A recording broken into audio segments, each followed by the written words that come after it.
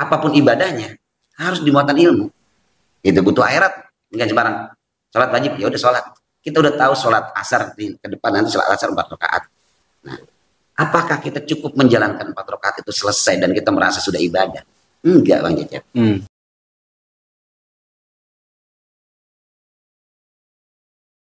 Assalamualaikum warahmatullahi wabarakatuh. Selamat sore. Sekarang sore.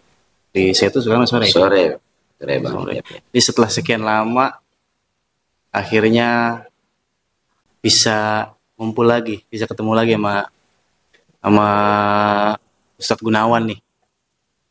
Cuman kali ini kita ada sedikit penyegaran, materi tambahan, yaitu kita mau bahas kitab Ta'lim Muta'alim.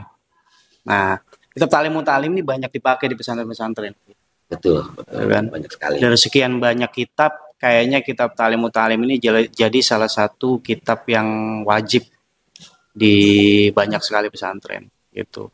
Nah, di pertemuan kita kali ini kita bakal bahas sebagai prolog ya, kita bakal bahas nih apa sih sebenarnya yang terkandung dari kitab Ta'lim Muta'alim ini, gitu kan? Terus kedepannya materi apa aja yang bakalan kita bahas.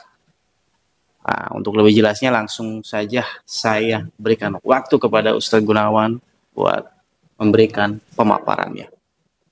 Iya, baik. Terima kasih Bang Cecep ya udah kasih kesempatan waktu sore kali ini ya untuk kita kembali melakukan podcast. Iya. Tadi udah dibicarakan cukup lama. Dan mungkin hari ini kita membangun kajian yang berbeda dari sebelum-sebelumnya. Iya.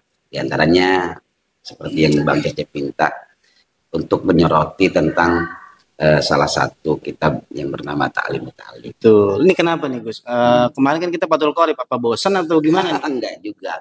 Karena disiplin ilmu itu banyak sekali yang harus kita pelajari. Betul. Gitu kan, dari mulai kemarin kita takrim ya, itu bicara soal tentang bagaimana belajar tentang fikih, hubungannya dengan amalia ibadah kita yang memang harus dikawal oleh ilmu fikih. Juga kita kemarin bicara tentang Fathul Hijar, kaitannya dengan bab munakahat, bab hubungan rumah tangga, pernikahan dan lain sebagainya. Terus tentang akhlak, sejarah para rasul. Dan sekarang kita memang dipandang perlu untuk menyoroti tentang bicara keberhasilan dalam dunia pendidikan, kan gitu. Apa sih perlunya nih? Ya, perlunya begini. Ta'lim Muta'alim ini. Saya melihat saat ini dunia pendidikan khususnya yang ada di Indonesia seringkali mengalami banyak perubahan kurikulum. Nah ini sehingga saya juga banyak mendengar dari berbagai macam tenaga pendidik yang menganggap sistem pendidikan kita ini tidak konsisten. Kenapa tidak konsisten? Karena belum menemukan metode yang jitu, gitu kan, untuk memberikan ketercapaian dalam pendidikan bagi seorang muta'alim, seorang pendidik.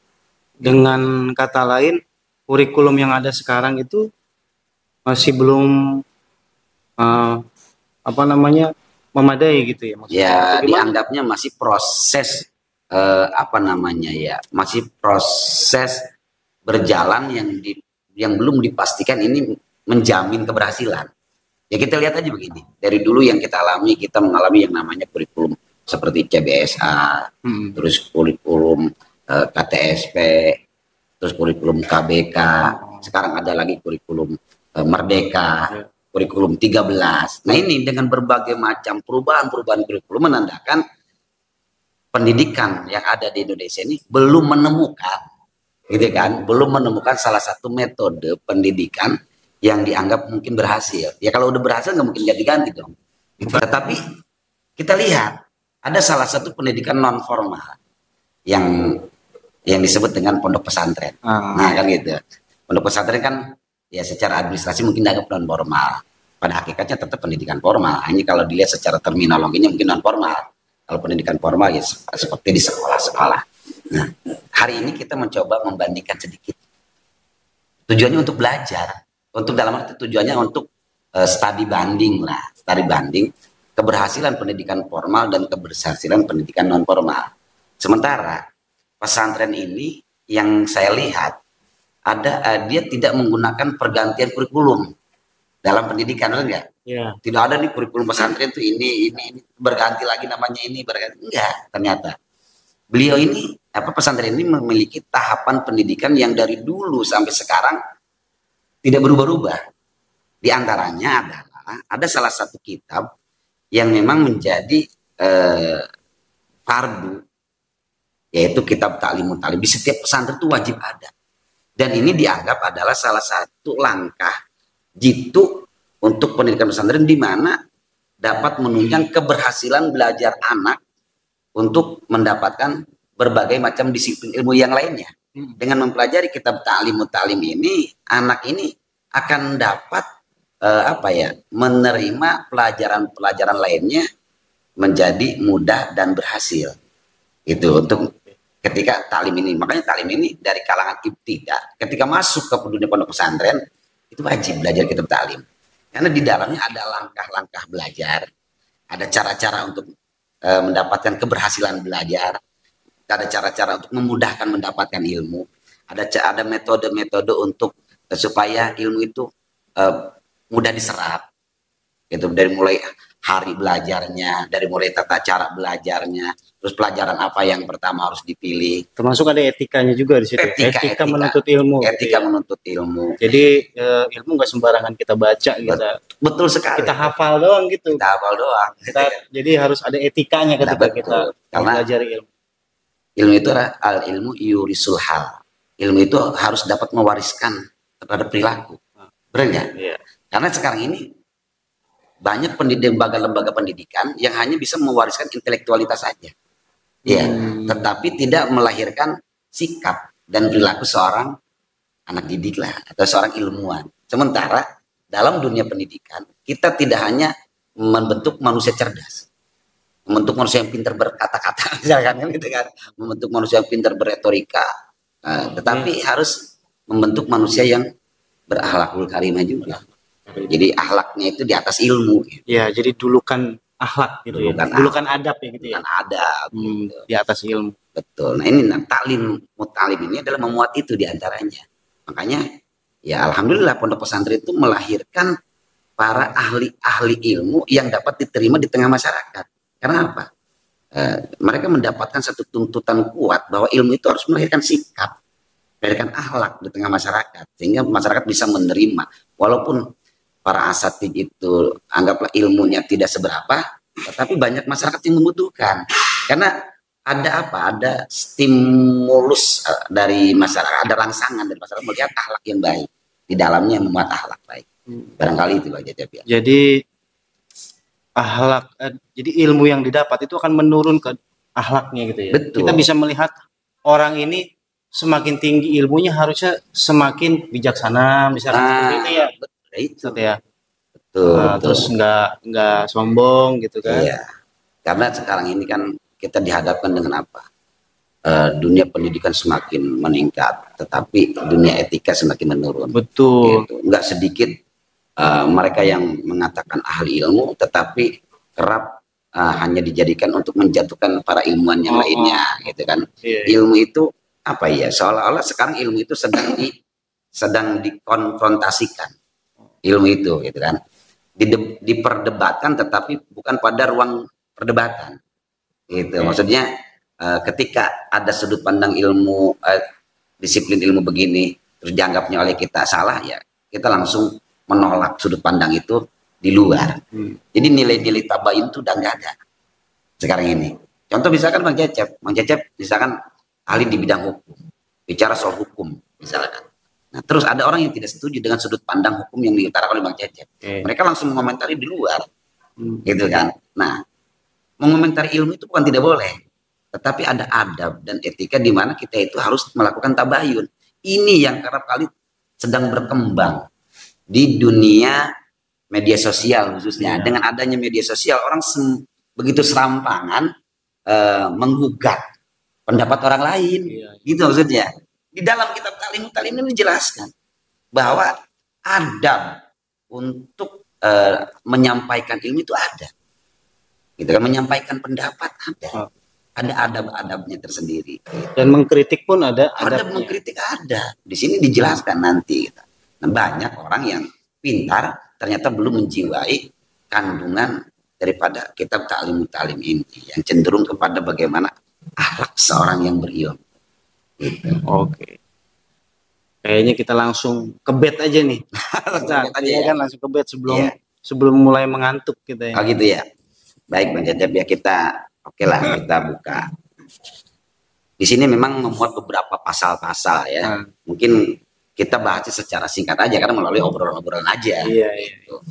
Di awal-awal mukadimah kali ini ya, pasal pertama lah ya. Pasal pertama yang ditulis oleh seorang pengarang atau yang disebut dengan musonif, yaitu pasal tentang fi mahiyatil ilmi wal fikhi wa fadlihi, yaitu membahas tentang mahiyah ilmu. Mahiyah ilmu itu berarti membahas tentang hakikat ilmu. Ya. Semua orang di sini kan ya sama-sama merasa paham bahwa kita diberikan mendapatkan satu kewajiban untuk mencari ilmu. Tetapi sebelum kita mencari ilmu, kita juga harus tahu hakikat ilmu itu apa. Itu jangan sampai seperti tadi salah. Ketika orang sudah punya ilmu, akhirnya mereka tidak bisa membawa ilmu itu sendiri. Gitu kan? Ya karena kan tadi ilmu itu harus melahirkan perilaku yang baik, perilaku yang sesuai dengan ilmu. Berarti sama seperti sholat ya. Seperti sholat ya harus melahirkan. Kemudian melahirkan sikap, perilaku yang positif gitu ya. Iya.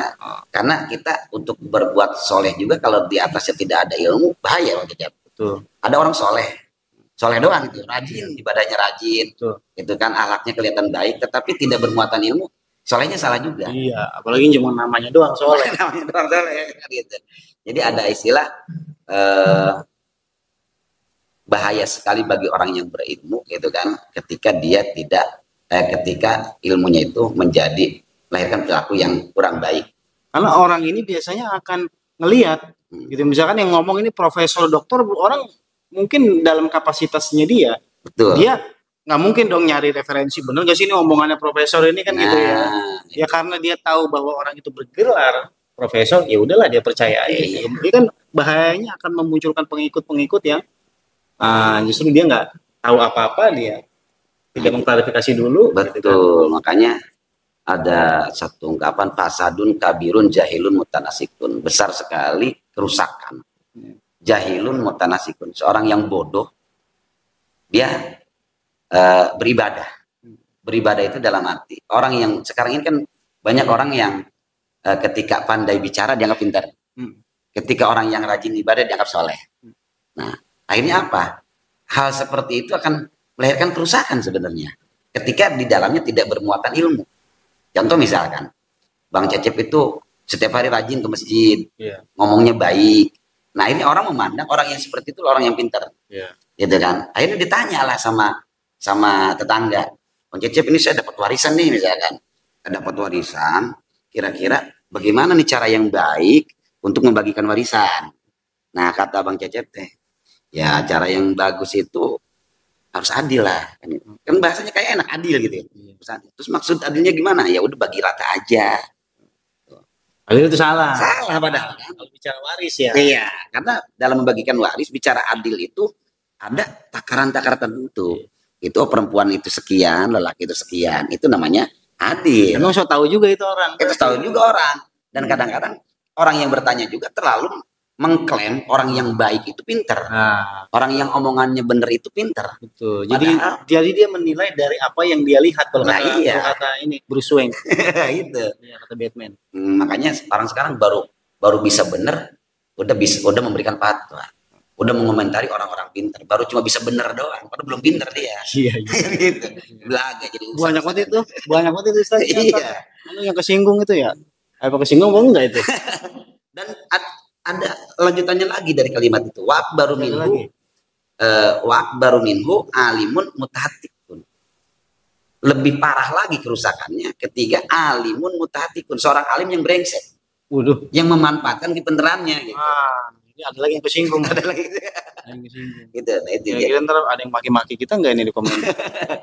Jadi orang sekarang kan mengaku dirinya alim dan memang alim. tetapi brengsek dia itu kan, menjadikan ilmunya itu untuk menyudutkan, gitu kan, menjadikan ilmunya itu untuk menyudutkan orang lain, untuk membodoh-bodohkan orang lain misalkan, membuat malu orang lain dan lain sebagainya atas nama ilmu. Ternyata sebenarnya ternyata hanya untuk mempergunakan dipergunakan untuk mempermalukan orang lain. Itu akibat apa? Akibat ilmunya itu tidak dihiasi dengan akhlak. Dia diiringi dengan akhlak. Nah, itu ternyata ilmu dan akhlak penting sekali. Iya, keren tuh, Gong. Gong, keren tuh. Terus di sini pasal ini tadi bicara tentang hakikat ilmu, juga wal fikih tentang bagaimana hukum-hukum mempelajari ilmu, terus wafadihi dan keutamaan-keutamaan ilmu. Nah, seperti tadi yang Bang Cecep sampaikan, kita belajar ilmu itu ada hukumnya. Ada hukum-hukumnya, ada ilmu yang diperbolehkan dan ada juga ilmu yang tidak diperbolehkan. Itu. Nah, di awal-awal pasal ini, ya, Syekh Imam Azharuddin ini mengambil referensi dari hadis Rasulullah sebagai induk kerangka materi ini. Itu thalabul ilmi faridatun ala kulli muslimin wa muslimatin. Jadi, kenapa kita itu harus mencari ilmu? Kenapa kita itu harus mengetahui hukum-hukum mencari ilmu? Kenapa kita itu harus tahu hakikat ilmu? Kenapa kita itu harus tahu keutamaan-keutamaan ilmu? Nah, saking kita harus tahu, maka difardukan menuntut ilmu, diwajibkan. Wajib menuntut ilmu bagi kaum muslim, laki-laki ataupun perempuan. Dan kewajiban menuntut ilmu ini memang semua orang udah tahu, Bang Cecep. Sudah tahu. Bahkan lebih tahu lagi bahwa minal mahdi ilaladi. Utlubul ilma minal mahdi ilaladi. Menuntut ilmu itu sejak kita di buayan orang tua sampai ke liang kubur. Tapi kenyataannya apa? Kenyataannya banyak orang yang hari ini kurang begitu merasa penting dengan ilmu. Dia disibukkan dengan kepentingannya sendiri. Dianggap oleh dia kepentingannya itu tidak menggunakan ilmu. Padahal setiap kepentingan dan setiap gerak kita, dimanapun kita berada, itu semuanya harus disertakan dengan ilmu.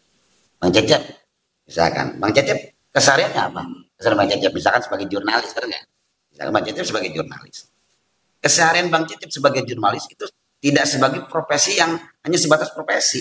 Harus menjadi profesi yang proporsionalitas. Benar ya? Gitu. Tidak hanya sebatas profesi aja. Ada yang profesi, ada yang profesional. Oh gitu ya. Kita nyari di Google dulu ini. Kita nyari di Google dulu. Profesi. Iya. Gitu. Kalau orang yang profesional udah pasti dia berprofesi. Tapi ada orang yang berprofesi tetapi dia tidak profesional. Benar nggak? Bisa. Kenapa bisa melahirkan profesionalitas pada seorang profesi? Karena ilmu yang memprofesionalitaskan dirinya. Gitu maksudnya. Bisa nyender aja. Enggak, kadang-kadang saya kalau ngobrol kadang-kadang jauh takut hilang. Coba enggak ada. Mana orang ini? Karena kalau saya ngobrol dekat sama jauh tetap sampai. Iya. Karena ilmu. Karena ilmu. Nah, itu. Dan jadi, ilmunya saya belum nyampe tuh. Belum nyampe. Nah itu ya, jadi ini termasuk ini juga ilmu ini ya, produk ilmu. Ini hasil ilmu. Semua yang ada di sekeliling kita ini adalah wujud daripada ilmu. Iya. Makanya kata Rasul, man aradad dunya fa alaihi bil ilmi. Siapa orang yang mengendaki kehidupan dunia, dia tetap harus diraih pakai ilmu. Dagang es misalkan kita hari ini jualan es misalkan. Apakah kita jualan es sembarang jualan? Cukup beli es, dagangin, dibungkusin? Enggak. Jualan es itu enggak cuma satu orang, banyak orang. Ternyata membutuhkan sebuah persaingan kualitas. Nah, dengan kualitas jualan es itu berarti kita perlu ilmu bagaimana kita membuat es yang baik, yang enak, yang tidak melahirkan penyakit misalkan dan lain sebagainya lah. Itu ilmu, apapun pakai ilmu. Gua ada orang yang nggak pakai ilmu. Cuman arodat dunia paling kita butuh urusan dunia semua pakai ilmu. Wabat akhirah alaihi bil ilmi. Jadi kembali ketika kita butuh akhirat, berarti ibadah, apapun ibadahnya harus dimuatan ilmu. Itu butuh akhirat, enggak sembarang. Salat wajib, ya udah salat. Kita udah tahu salat asar ke depan nanti salat asar 4 rakaat. Nah, apakah kita cukup menjalankan 4 rakaat itu selesai dan kita merasa sudah ibadah? Enggak, Bang Cecep. Karena ibadah salat yang 4 rakaat itu dari awal sampai akhir, dari takbir sampai salam, itu semuanya harus bermuatan ilmu. Harus pakai ilmunya, cara takbir yang benar gimana, cara mengucapkan takbir yang benar gimana, itu kan cara mengucapkan takbir sampai wusul kepada Allah itu bagaimana, itu kan pakai ilmu. Ya, betul. Itu karena sholat itu enggak cuma apa namanya sebuah gerakan-gerakan ritual saja, enggak, harus ada esensi dari sholat itu apa. Itu makanya ada istilah sholat itu adalah mi'rajul mu'min. Sholat itu mi'rajnya orang yang beriman. Berarti mi'raj itu apa? Hakikat mi'raj ketemu Allah kan? Gitu. Berarti kalau sholat kita nggak ketemu Allah, ya belum sholat secara hakikat. Gitu. Kita hanya baru melaksanakan tugas sholat saja. Nah, hal-hal itu bisa diketahui oleh ilmu. Nah, itu kan tujuannya untuk akhirat. Tetap waman aradal akhirah ini harus pakai ilmu. Ya ketika kita pengen dua-duanya, dunia dapat, akhirat dapat, ya fa'alai bilin waman aradahuma fa'alai bilin. Ketika pengen dua-duanya tetap harus pakai ilmu. Makanya benar menuntut ilmu itu wajib sejak dari buayan. Semenjak kita lahir brojol itu udah langsung kita dituntut untuk belajar di situ. Oh, iya. Dikira orang nggak belajar, nyariin pentil susu aja susah dia. Gitu kata mamanya tuh netek, nggak disuruh pakai, nggak sembarang misalnya pas brojol anak suruh netek, nggak netek sendiri enggak. Iya, diajarin dulu mamanya, diarahi dulu, dideketin nih. Iya, udah dideketin, udah nempel sama pentil susu, gitu kan. Apakah itu orang langsung misalkan nyaplok kagak? Bingung dulu dia apa gitu kan, mikir dulu dia apa. Nah itu akhirnya gue disuruh ngapain nih, akhirnya mamanya diarahin dan masukin tuh pentilnya tuh, abis masukin kadang-kadang ada orang juga masih bingung diapain nih udah masuk gitu kan, ini patul lijar lagi banyak. Akhirnya mamanya pencet tuh, pas dipencet oh iya keluar. ada yang keluar kayaknya perlu disedot nih gitu kata. Belajar itu dari orang kita udah belajar. Nggak mau Samsung ya? Wah, bau sampurnamil. Nah, iya, makanya ini susu itu media belajar pertama. Jadi payudara ibu itu adalah media belajar pertama bagi bayi. Jangan diganggu tuh media belajar anak. Iya enggak. Enggak diganggu dulu. Gitu kan? Enggak. Terus ada yang bertanya, lahir itu katanya apa namanya, belajar itu dari semenjak kita dilahirkan sampai mati. Emang bisa orang mati belajar? Itu kan dalil begitu, minal mahdi ila lahdi, sampai lubang kubur kita belajar.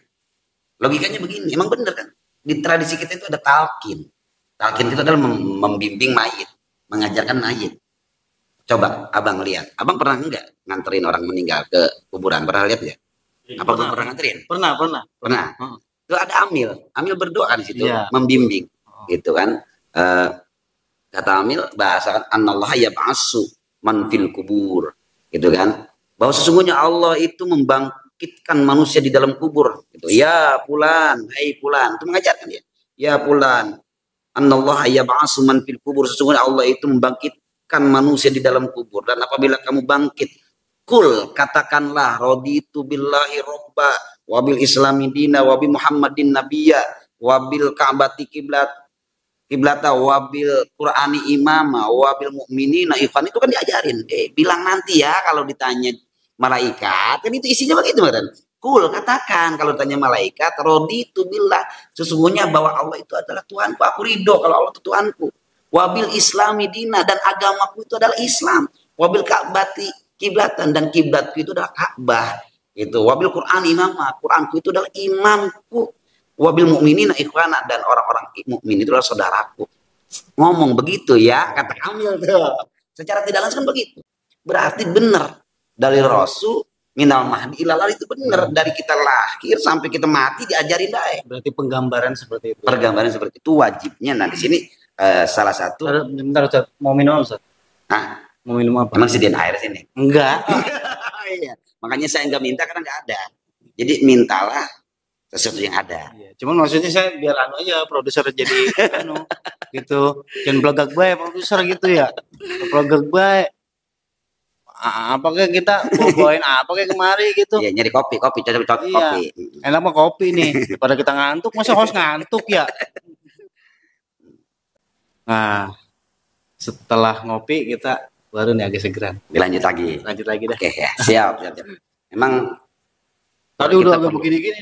Iya, perlu penunjang juga. Iya. Dan ini salah satu tradisi santri kalau belajar. Kadang-kadang ada kopinya. Harus ada kopi. Iya. Salah. Iya. Pakai rokok juga ya? Begitu, Oke. kadang-kadang. Ada. Jadi kopi ini bisa wajib memang. Ketika dia bisa menghubungkan dengan perkara wajib. Menuntut ilmu wajib. Nah, kemudian dia jadi wajib hukumnya. Kemudian jadi wajib hukumnya. Itu. Di sini ada diterangkan sebenarnya nanti. Gitu kan. Jadi sesuatu yang berhubungan dengan wajib maka dia menjadi wajib. Maya taluk kubi wajibun bahwa wajib. Gitu. Jadinya wajib lah. Wajib kan? Kopi. Di sinilah hukum mubah jadi wajib. Kacau juga. Rokok jadi wajib nih. Tapi kalau ini enggak.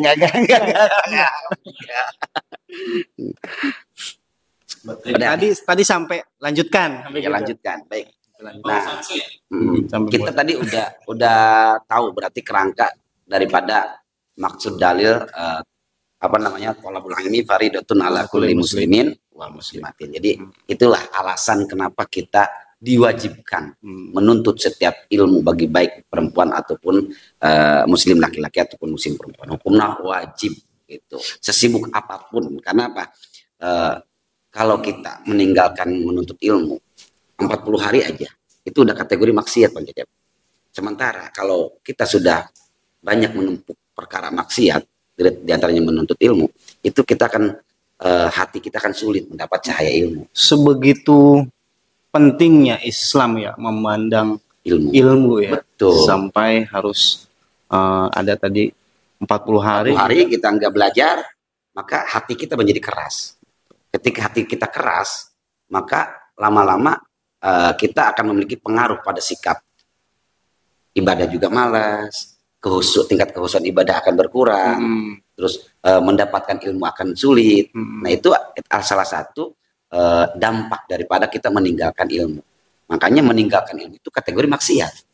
Bahkan di dalam kitab Ta'limut Ta'lim ini diterangkan kun mustafidan ziyadatan minal ilmi kulla yaumin. Jadi kun mustafidan tetaplah kamu mengambil faedah gitu kan kulla yaumin setiap hari minal ilmi daripada ilmu. Jadi setiap hari kita itu harus dapat ilmu gitu. Anjuran daripada kitab Ta'limut Ta'lim ini ternyata kita itu harus senantiasa belajar setiap hari dan mendatangkan ilmu setiap hari. Nah, makanya kewajibannya adalah setiap hari, dan apabila 40 hari kita meninggalkan itu sudah berdampak pada diri kita. Itu. Nah, luar biasa ya. Nah, selanjutnya iklam. Ketahuilah, ini berarti merupakan satu perintah kepada kita, ketahui bahwa bi annahu la yaftaridu ala kulli muslimin wa muslimatin talabu kulli ilmin. Jadi ternyata perlu diketahui bahwa menuntut ilmu itu diwajibkan bagi muslim laki-laki dan muslim perempuan, talabu kulli ilmin, mencari setiap ilmu. Bal yaftaridu, tetapi tidak diwajibkan alaihi bagi si talibul ilmi. Apa? Ilmul halin, talabu ilmul hal. Tetapi diwajibkan bagi si muslim laki-laki dan perempuan itu adalah menuntut ilmul hal. Ilmu hal itu apa? Ilmu yang dibutuhkan kita hari ini, yang wajib, yang utama kita pelajari lebih dulu. Itu. Boleh kita menuntut ilmu apapun itu, tetapi kita harus bisa memilah dan memilih ilmu yang mana yang dipentingkan untuk kita hari ini. Kita jangan salah mendahulukan ilmu, menuntut ilmu. Contoh misalkan, hari ini Bang Cecep hidup dalam keadaan miskin misalkan. Kita sibuk belajar tentang bab zakat. Apakah cocok ya? Cocok. Cocok. Apa yang mau dijakatin? Apa yang mau dijakatin gitu kan? Susah lah. Misalkan, bicara tentang zakat mal, misalkan. Dari pengembangan zakat mal kita berbicara tentang zakat perdagangan, zakat tijaroh, zakat tanaman, zakat peternakan, kita kuasai semua tuh soal zakat sampai kepada zakat harta temuan, rikas misalkan. Ya kita jadi ujung-ujungnya apa, cuma ngehayal mulu. Itu. Walaupun ilmu itu akan menjadi wajib bagi seorang yang kaya raya, bagi petani. Nah, misalkan Pak Cecep nih profesinya sebagai petani, maka wajib mempelajari zakat soal pertaniannya. Nah, itu berarti yang disebut dengan taridu alaihi talabu ilmil hal, itu yaitu adalah diwajibkan kepada kita untuk mencari ilmu hal, ilmu yang kondisi kita saat ini sebagai apa. Sebagai pedagang ya zakat dagang harus kita perhatikan ilmu zakat tentang perdagangan gitu. Jadi hari ini yang penting bagi kita itu apa, itu dulu, dari mulai sholatnya itu kan, dari mulai puasa itu kan ilmu hal namanya, sholat kan ilmu hal, ilmu yang setiap hari kita butuhkan tentang perbaikan sholat gitu kan. Terus tentang kita sebagai muta'alim, sebagai pelajar, apa nih yang dibutuhkan seorang pelajar? Berarti tentang bagaimana mendapatkan kemudahan belajar. Apa saja nih faktor-faktor untuk mendapatkan kemudahan belajar? Cari ilmunya, gitu. Jadi ilmu-ilmu itulah yang harus kita pelajari, ilmu hal. Gitu. Kama yuqalu Abdul ilmi ilmu hal. Jadi seperti yang diucapkan bahwa seabdol-abdolnya mencari ilmu itu adalah ilmu hal. Ilmu yang betul-betul dibutuhkan oleh kondisi kita saat ini. Berarti ini yang dimaksud dalam kitab ini adalah ilmu berbasis agama atau ilmu secara keseluruhan, ilmu umum pun kita mencakup. Betul, karena di sini yang dimaksud dari kitab ini diwajibkan bagi seorang si thalibul ilmi, para pencari ilmu itu kulli ilmin, setiap ilmu, semua ilmu diwajibkan untuk kita cari. Karena hakikatnya ilmu itu adalah semuanya milik Allah. Iya. Benar nggak? Jadi hari ini kan kita sering membedakan dan sering memilah dan memilih. Oh, etama ilmu sekolah, ilmu umum. Oh, iya ilmu agama. Dianggap ilmu umum itu nggak penting. Dan dianggap ilmu umum itu adalah bukan ilmu Allah, bukan ilmu agama. Semua ilmu itu adalah berbasis daripada pemiliknya Allah. Semua ilmu itu adalah milik Allah. Termasuk teknologi. Nah, iya, gitu ya. termasuk teknologi. Ini kayak begini. Kayak begini. Kita menyontohkan seperti ini kan penting juga lupanya ya. Nah, ternyata penting juga, bisa menjadi sarana dakwah dan lain sebagainya. Semua itu adalah ilmu. Gak sedikit orang, contoh, orang menganggap ilmu kedokteran itu ilmu umum. Tapi banyak orang yang ahli di bidang ilmu kedokteran mampu menjadikan pribadinya ma'rifat kepada Allah. Ada jalan dari itu kan. Orang yang ahli matematika menjadi ma'rifat kepada Allah. Gitu kan. Seperti ada kamera. Siapa nih penemu kamera? Misalkan Syekh Ibnu Haitami. Beliau adalah sebagai penemu kamera. Gitu kan. Mereka adalah seorang filsuf Islam yang ternyata hasil daripada disiplin ilmunya mengenai tentang dunia kamera, itu bisa melahirkan ma'rifat kepada Allah. Jadi semua itu milik Allah. Ilmu itu hanya sarana untuk menyampaikan seseorang kepada Allah. Gitu, menyampaikan itu. Tapi kalau misalkan dengan ilmu dia tidak mengenal Tuhan, ya tetap aja salah. Tujuan mencari ilmu dan mengembangkan ilmu adalah untuk lebih mengenal kepada Tuhannya dengan ilmu itu sendiri. Berarti mencari ilmu itu termasuk ibadah gitu. Bukan ibadah yang utama. Makanya di sini ta'lim itu disebut namanya thariqat ta'allum. Sebagai bentuk thariqah, seorang thariqah menuntut ilmu. Salah satu jalan untuk mendapatkan ilmu. Nah, jadi menuntut ilmu itu dianggap thariqah. Makanya berthariqah yang paling utama adalah ngaji. Hari ini kan zamannya zaman thariqah, benar nggak? Wah, di era sekarang ini thariqah sedang populer, Bang Jajak. Benar nggak? Yeah. Banyak orang masuk dunia tarekat itu ke thariqah padahal. Sebagai apa sih mereka bertarikat? Tujuannya adalah melakukan sebuah metodologi perjalanan untuk usul kepada Allah, untuk membangun nilai-nilai ma'rifat kepada Allah. Nah, membangun ma'rifat kepada Allah, thariqah yang paling utama adalah thariqah bil ilmi, yaitu dengan menuntut ilmu belajar, menjadi seorang muta'alim. Menjadi seorang muta'alim, menjadi seorang pelajar itu secara tidak langsung mereka sedang berthariqah, sedang melakukan tirakat. Tirakat apa? Tirakat untuk mengenal Allah. Ya hakikatnya tujuan mencari ilmu kan untuk apa sih? Untuk mengenal Allah kan? Gitu hakikat untuk mengejar ilmu itu. Ya, begitu tingginya ya orang yang menuntut ilmu pun sampai ada kalau yang menuntut ilmu, orang menuntut ilmu terus kemudian meninggal, dia sama aja dengan jaminannya surga. Jaminan surga sama dengan pahala jihad ya. Lah iya, pahala jihad. Karena apa? Dia secara tidak langsung dia sedang berjalan untuk menuju Allah. Itu makanya sangat salah kaprah ketika semakin tinggi ilmu seseorang dia tidak mengenal Allah. Tujuan mencari ilmunya apa sebenarnya kan itu. Jadi mau dalam hal bicara tentang ilmu kan yang tadi seperti wal fikih tentang hukum-hukum mencari ilmu. Dalam arti gini, dunia ibadah itu ada yang namanya perkara ilmu urusan dengan munakaha, pernikahan, muamalah, tentang hubungan sosial dan gitu kan. Terus tentang ilmu siasah berhubungan dengan politik, gitu kan, jinayah berhubungan tentang hukum dan lain. Islam tuh menyajikan semua disiplin ilmu itu. Tujuannya apa?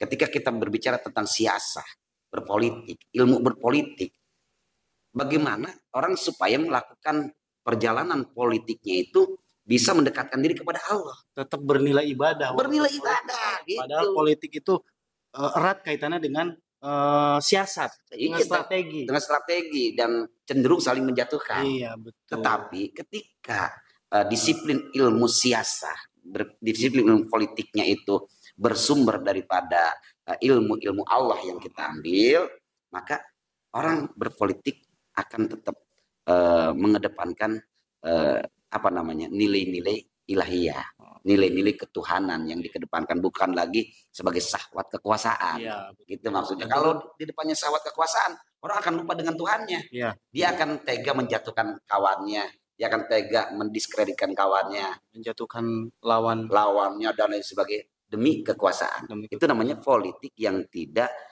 menyertakan Allah di dalam dirinya. Berarti kalau menyertakan Allah tentu dibungkus dengan itu tadi, dengan akhlak itu tadi. Oke, Ustadz, ya, siap. kita closing statement Siap. deh, closing nih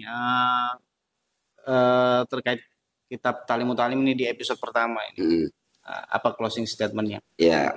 Kata-kata hari ini kalau kata. Iya, kata-kata hari ini, carilah ilmu sebanyak mungkin, utamakan yang lebih penting, yang disebut dengan ilmu hal. Jadi carilah semua ilmu, tetapi utamakan ilmu yang diperlukan kita saat ini. Itu jangan sampai ilmu yang sedang kita butuhkan saat ini diabaikan, yang tidak kita butuhkan dipelajari. Iya. Gitu maksudnya. Oke, berarti ada fokus. Ada fokus yang harus dipelajari.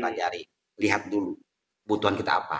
Potensi kita ada di mana? Potensi kita ada di sampai mana. ke situ juga ya. Wow. Kayak ini ya, kayak apa namanya? Motivator. Ya, di sini motivator di sini. Berarti kitab ini tuh sampai ke sana gitu, benar-benar kayak motivator. Iya. Ustaz juga lama-lama bisa jadi motivator, Ustaz. Cuma saya kurang pandai berretorika aja. Oke, terima kasih sudah menyaksikan video Notice Channel. Yang mudah-mudahan aja bermanfaat gitu ya. Sampai jumpa lagi